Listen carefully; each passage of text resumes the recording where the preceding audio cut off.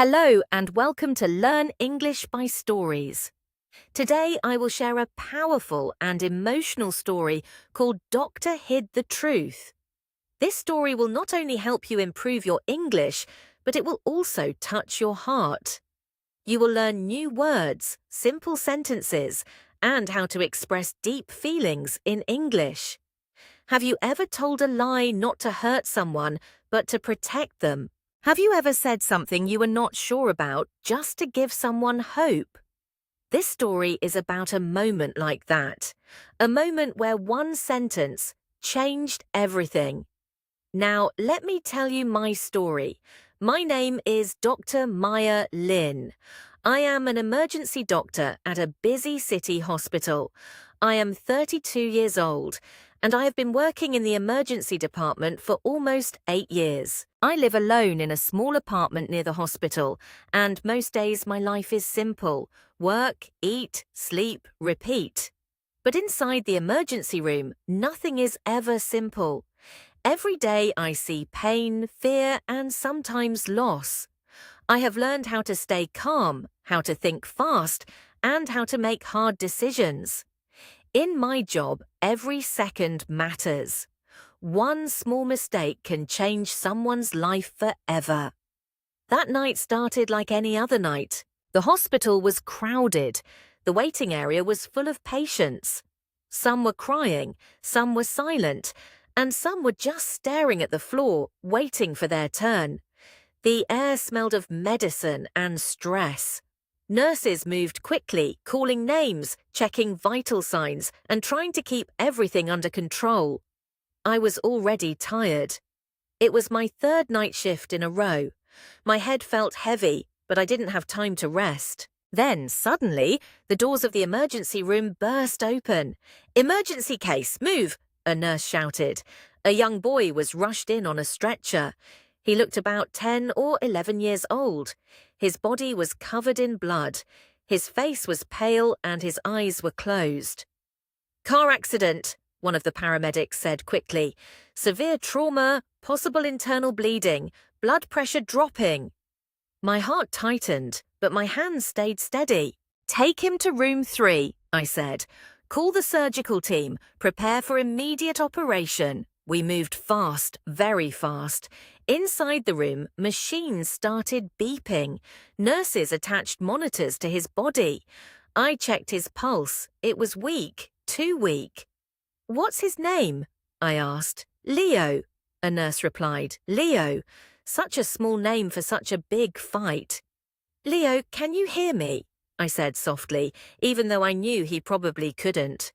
There was no response. "Doctor, his heart rate is unstable," another nurse said. "Prepare blood transfusion," I ordered. "We don't have much time." My mind was racing. His injuries were serious, very serious. Internal bleeding like this, it was dangerous. Sometimes, even with the best treatment, the patient doesn't survive. But I couldn't think about that now. I had to focus. We rushed Leo to the operating room. The surgical team was ready. Bright lights filled the room. The sound of machines and voices mixed together. "Scalpel," I said. Time felt strange in moments like this. Seconds felt like minutes. Minutes felt like hours. Then suddenly, the door opened again. "Doctor," a nurse called me quietly, "the boy's mother is here." I paused for a second. His mother? Of course, as she must be terrified. "I'll talk to her," I said, taking off my gloves for a moment. I stepped out of the operating room. The hallway felt colder than before. At the end of the hall, I saw her, a woman in her late 30s, maybe early 40s. Her hair was messy, her face was pale, and her eyes were full of fear. Her hands were shaking. She looked like she had been crying, or maybe she was trying not to. When she saw me, she rushed forward. "Doctor," she said, her voice breaking. "My son Leo, how is he? Is he okay?" For a moment, I didn't speak. I looked at her eyes. They were full of hope, but also full of fear. I took a deep breath. "He's in surgery right now," I said carefully. "We are doing everything we can." Her lips trembled. "Will he live?" she asked. The question hung in the air. Will he live? I had heard this question many times before, and every time it felt heavy because sometimes there is no clear answer. I looked back at the operating room door. Inside, the team was fighting to save Leo's life. I knew the truth. His condition was critical, very critical. There was a high chance he might not survive. But how could I say that to her? How could I take away the only thing she had left? Hope. I looked at her again. She was waiting, holding her breath, waiting for my answer. My mind was full of numbers, risks, and medical facts, but my heart felt something else, and then I made a choice. Yes, I said, my voice calm and firm. He will live. The moment the words left my mouth, I felt something change. She froze for a second, then tears filled her eyes. Really? She whispered. I nodded. Yes, he's strong, and we are doing everything to save him. She covered her mouth and started crying. But this time it was different. It wasn't just fear anymore. There was hope in her tears. Thank you, doctor, she said again and again. I gave her a small smile, but inside my chest felt heavy because I knew something she didn't. I wasn't sure, not at all. I turned back toward the operating room. As I walked in, one of the nurses looked at me. Doctor, we're losing him, she said urgently. My heart skipped a beat. I quickly put my gloves back on. Let's continue, I said. We're not giving up. I looked at Leo's small body on the table, so fragile, so still. And suddenly I remembered his mother's face, her eyes, her hope, my words. He will live. But at that moment, the machine let out a sharp sound, a long, continuous beep. My breath stopped. Doctor, someone said quietly. I stared at the monitor, and in that moment, I realized I might have just told a lie that I could never take back. The sound of the machine stayed in my ears, a long, sharp beep, flat, still. For 1 second, everything in the room froze. No one spoke. No one moved. Then I heard my own voice, louder than I expected. Start CP now. The team moved instantly. One nurse began chest compressions. Another prepared medication. The room, which had been silent for a second, was now full of urgent voices again. Charging defibrillator, epinephrine ready, heart rate 0. I stood close to Leo, my hands steady, but inside I felt a storm. His small chest moved with each compression. His skin looked even paler under the bright lights. Come on, Leo, I whispered under my breath. Stay with us. Clear, the nurse shouted. A shock went through his body. His arms moved slightly, then fell still again. We all looked at the monitor. Nothing. Again, I said quickly. Another shock. Still nothing. Time felt cruel. Each second felt heavier than the last. I could feel the pressure in the room, not just medical pressure, but emotional pressure too, because outside that room there was a mother holding on to my words. He will live. The sentence repeated in my mind again and again. What if I was wrong? No, I was not sure. And now it looked like I was losing him. Doctor, one of the younger nurses said softly, we've been trying for several minutes. I knew what she meant. In situations like this, there comes a moment when doctors must make a decision to continue or to stop, to fight or to accept. My eyes stayed on Leo. He was just a boy. He had a life ahead of him, dreams, a future. And outside his mother was waiting, trusting me, believing in me. No, I said firmly, we continue. The nurse nodded. We kept going. Another injection, more compressions, more seconds, more silence from the monitor. Then suddenly, wait! Someone shouted. A small movement appeared on the screen, a weak line, a tiny signal. Pulse is coming back, the nurse said, her voice full of surprise. My heart jumped. Keep going, I said, trying to stay calm. Support it. Slowly, very slowly, the flat line began to move. Not strong, not stable, but alive, alive. A breath I didn't realize I was holding escaped from my chest. "Good," I whispered. "Good. Stay with us." But the danger was not over, not even close. "His blood pressure is still very low," another nurse warned. "Internal bleeding is severe," the surgeon added. "We need to control it fast." I nodded. "Let's move. No mistakes." The next hour felt like a battle, a real battle. Blood, sweat, focus, fear. We worked without stopping. Every movement had to be perfect. Every second mattered. There were moments when his condition dropped again, moments when I thought we were losing him for the second time. But each time, we pulled him back, barely. It felt like holding on to something that kept slipping away. And all the while, my mind kept going back to that hallway, to his mother. What was she doing now? Was she sitting alone? Was she crying? Or was she holding on to my words, believing them with all her heart? I remembered the way she looked at me, trusting, hoping, strong, because I told her to be. And suddenly I felt something I didn't expect. Fear. Not just fear of losing a patient, but fear of breaking someone's hope. Because sometimes hope is the only thing a person has. "Doctor," the surgeon said, pulling me back to the moment. "We're controlling the bleeding, but it's not easy." I nodded. "Do whatever you need. Save him." Hours passed. The clock on the wall moved slowly, but it felt like time had stopped. Finally, the bleeding slowed down. His heart was still beating, weak but steady. The room became quieter, not silent, but calmer. We all looked at each other. No one smiled. Not yet, because we all knew this was only the first step. "He's stable for now," the nurse said carefully. "For now," I repeated. Those two words felt heavy. I stepped back from the table. My body suddenly felt tired, very tired, but my mind was still awake, still thinking, still worried. "Prepare to move him to ICU," I said. The team nodded and began preparing. As I took off my gloves, I looked at Leo one more time. He was still unconscious. Tubes and machines surrounded him, but he was alive because we didn't give up. Because maybe that one sentence had changed something, or maybe it was just luck, I didn't know, and that uncertainty stayed in my heart. I walked out of the operating room slowly.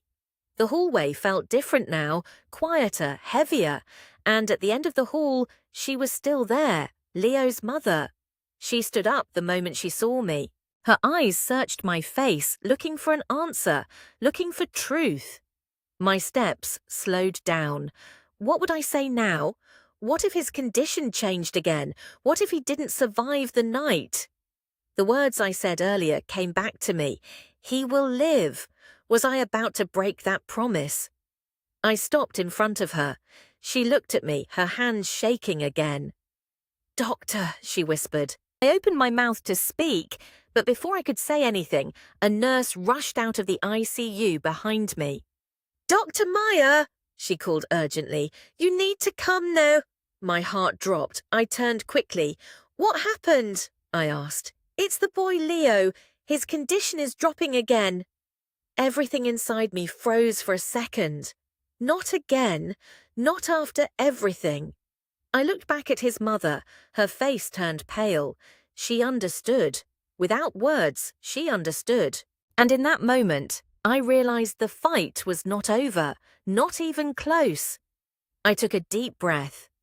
"I'll be back," I said quickly, and ran toward the ICU. Behind me, I could feel her eyes full of fear once again.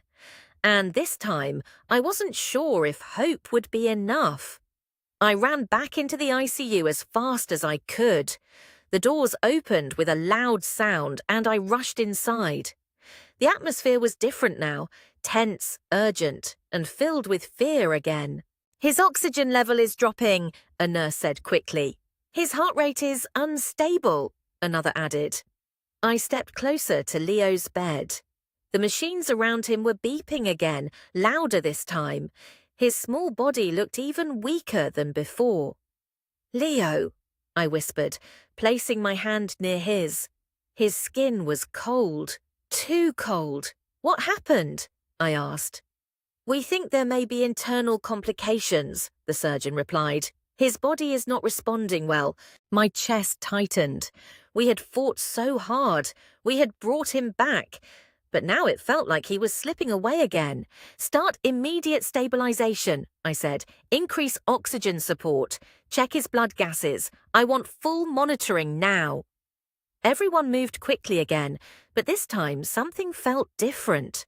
The room was heavier, more serious, more uncertain, and inside me a quiet fear started growing. I looked at Leo's face, so small, so fragile, and suddenly I remembered his mother's voice. "Will he live?" And my answer, "Yes, he will." The memory hit me hard because now I wasn't so sure anymore. What if I had given her false hope? What if? What if this was the moment everything ended? "Doctor," the nurse said softly, "his blood pressure is dropping again. Give medication," I ordered. We worked again, faster, stronger, but Leo's body was struggling. His numbers were not improving. Minutes passed. Then suddenly, the monitor showed something strange, a sharp drop, then a small rise, then irregular patterns. "Doctor, his heart rhythm is unstable," a nurse said. I took a deep breath. Think, focus. There had to be something we could do. "Check his internal bleeding again," I said. "There may be a hidden source." We scanned his body again, and then the surgeon's voice changed. "Doctor, we found something." "What is it?" I asked quickly. "There's a small tear we didn't see before. It's bleeding internally again." My heart sank. So that was it. The reason, the missing piece. "Can we operate?" I asked. "His condition is too unstable," the surgeon replied. "We risk losing him during surgery." Silence filled the room for a moment. No one spoke. No one moved. This was the moment, the decision. Operate and risk everything, or wait and risk losing him anyway. My mind raced. Every option felt dangerous. Every second mattered.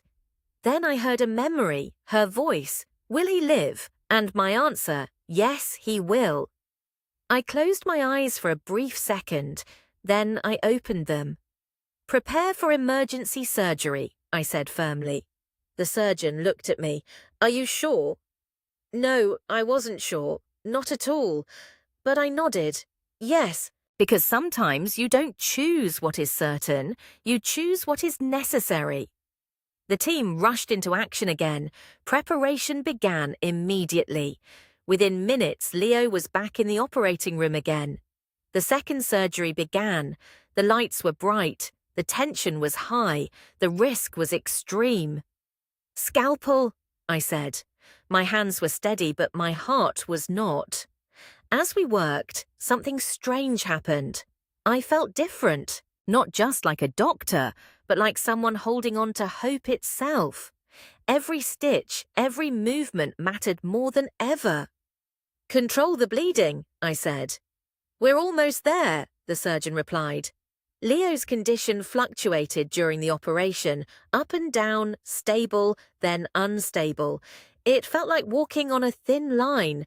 One mistake, and everything would fall apart.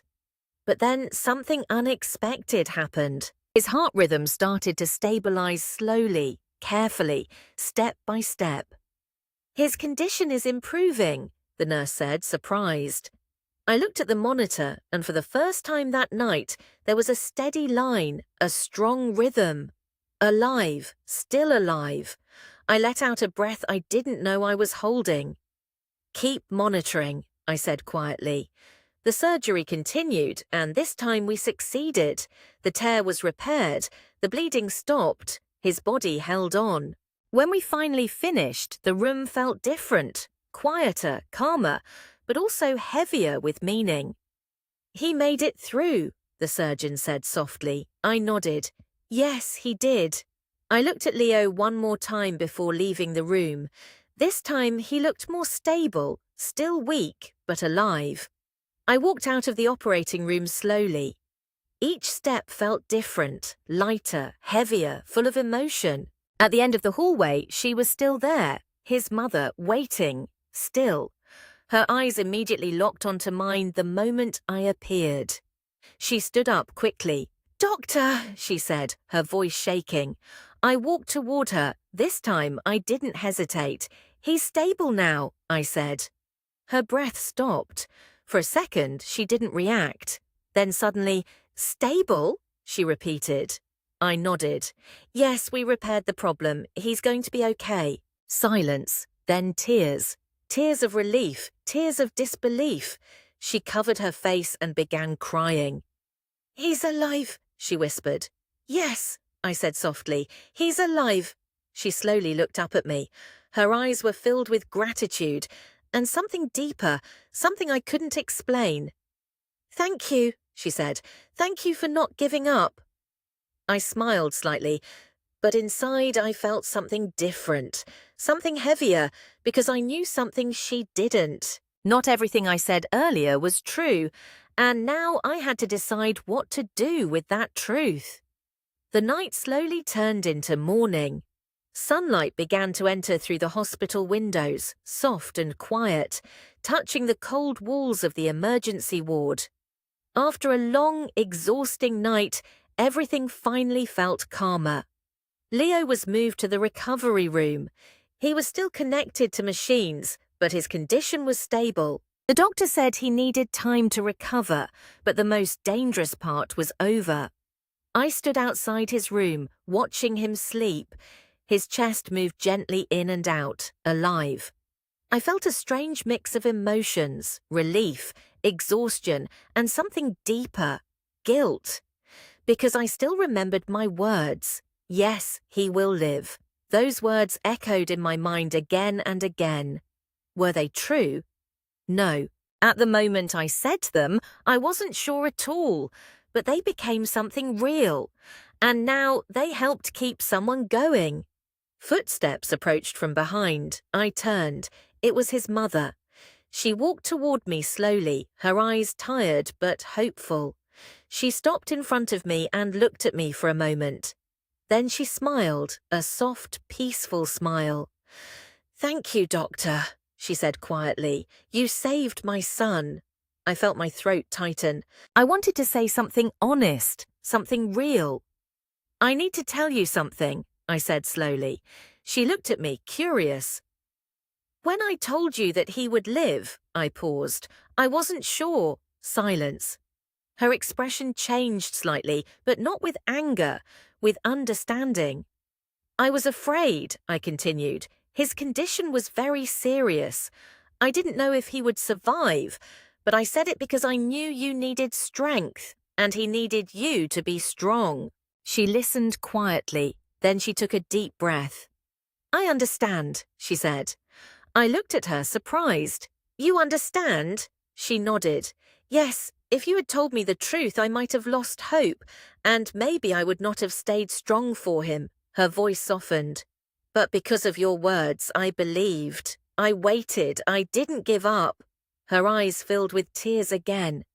"And maybe that belief helped him survive." I stayed silent. Her words touched something deep inside me, because maybe she was right. The lie was not just a lie, it was a choice to protect hope, a choice to give someone strength when they needed it the most. And maybe that strength made a difference. I looked at Leo again, sleeping peacefully, alive, safe. And for the first time since that night, I felt at peace.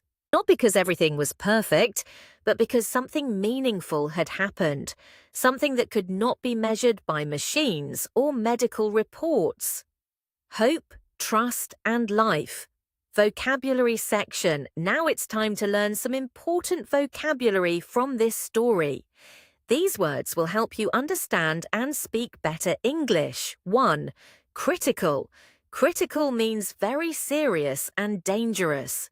Example, his condition was critical. It means the situation can change quickly and may become life-threatening. 2. Internal bleeding.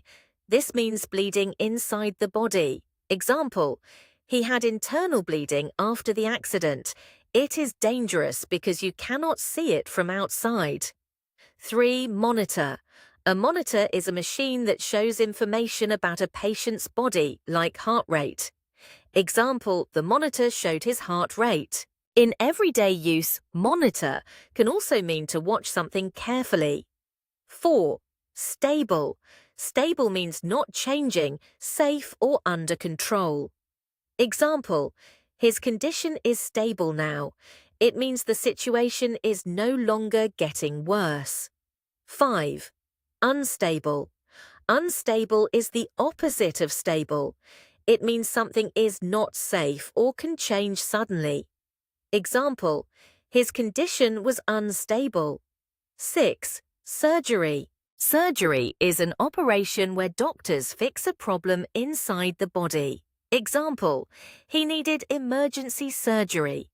7. Complication. A complication is a new problem during a situation. Example, there was a complication during surgery. It makes things more difficult. 8.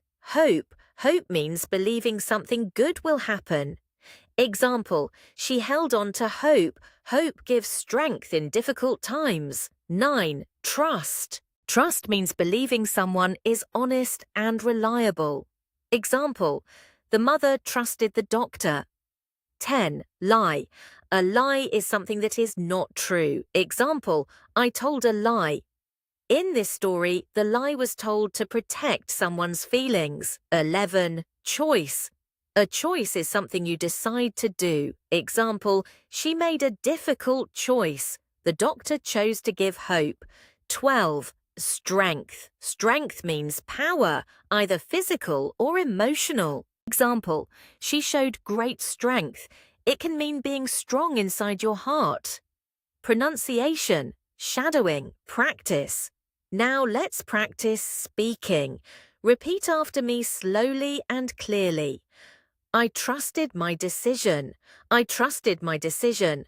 I wasn't sure, but I acted. I wasn't sure, but I acted. He needed hope. He needed hope. She stayed strong. She stayed strong. I did what I thought was right. I did what I thought was right. Not all truth is easy. Not all truth is easy. Sometimes words can save a life. Sometimes words can save a life. I chose hope over fear.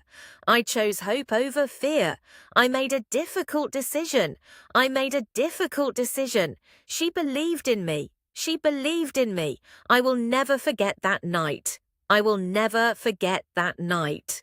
Teaching time. Moral lesson. This story teaches us that truth is not always about facts alone. Sometimes it is about timing, care, and responsibility. Dr. Meyer did not lie to deceive, but to protect. In a moment of fear and uncertainty, she chose words that gave strength instead of taking hope away. Her lie became a source of courage for the mother, and that courage helped create the emotional strength needed to stay strong during a critical time. The deeper lesson is this: our words have power. What we say can either break someone's spirit or give them the strength to keep going. It also reminds us that hope can be life-changing. Even when the outcome is uncertain, hope can give people the will to fight, to endure, and to believe in tomorrow. Finally, the story shows that sometimes love means protecting someone's heart, even if it means bending the truth for a moment. True kindness is not always about being perfectly honest. It is about doing what helps someone survive, grow, and stay strong. Healing note. If you are reading this and you are going through a difficult time, remember this: not everything in life is clear. Not every situation has an easy answer. Sometimes people around you may not tell you the full truth, but that doesn't always mean they are trying to hurt you. Sometimes they are trying to protect you. Sometimes they are trying to give you strength when you need it most. And most importantly, you have the power to keep going. Like Leo, even when things looked very dark, he still had a chance. He didn't give up. And someone believed in him when he couldn't believe in himself. So if you are struggling today, hold on to this. You are stronger than you think. You are more important than you realize. And your story is not over yet. Even in your weakest moments, there is still hope. Stay strong, take one step at a time, and believe that better days are coming. You are not alone. Thank you so much for watching this story. Now I have some questions for you. Have you ever told a small lie to protect someone? Do you think the doctor made the right decision? What would you have done in her place?